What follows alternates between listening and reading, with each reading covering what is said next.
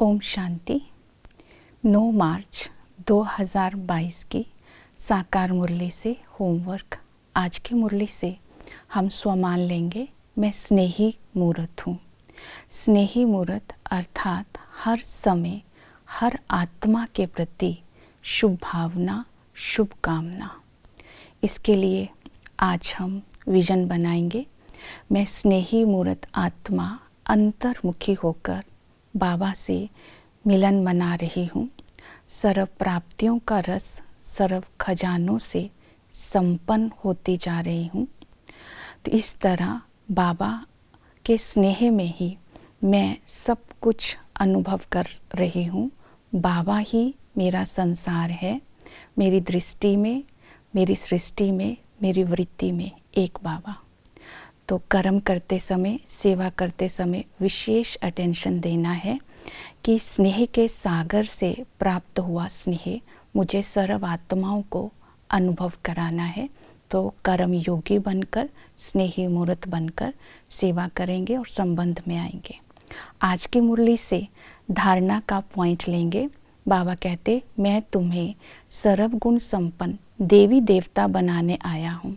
तो तुम्हें सब आदतें मिटा देनी है। घर बार नहीं छोड़ना है, लेकिन सिर्फ पवित्र रहना है और ममत्व को छोड़ना है और किसी को दुख नहीं देना है। तो ममत्व को छोड़ने के लिए बाबा ने विधि बताई, बेहद का वैराग्य। तो वैराग्य रखना है भक्ति से। भक्ति से वैराग्य रखने के लिए बाबा ने कहा ज्ञान की धारणा करो। जैसे ही हमें आत्मा का, परमात्मा का, ड्रामा का ज्ञान मिलता है तो भक्ति से वैराग्य स्वतः आ जाता है। दूसरा वैराग्य दिलाया बाबा ने, देह भान से वैराग्य करना है। देह भान से वैराग्य करने की विधि बाबा ने बताई, अपने को आत्मा निश्चय करो। क्योंकि आत्मा को हम समझते हैं, आत्मा को हम जानते हैं, लेकिन निश्चय करना का अर्थ है कि आत्मा समझकर कर्म में आना, संबंध में आना, देही अभिमानी बनना। इसके लिए अभ्यास बताया कि ये शरीर जो है, ये शरीर मरा पड़ा है, अब घर जाना है। तो ये स्मृति में रखेंगे तो देह भान उड़ता जाएगा और सतयुग में हमें फर्स्ट क्लास शरीर मिलेगा, ये भी स्मृति में लाना है। तो देह के संबंधों से बाबा ने वैराग्य दिलाने के लिए कहा कि घर गृहस्थ में रहते तुम्हें कमल फूल समान रहना है। कमल का फूल का अर्थ होता है पवित्रता और न्यारा।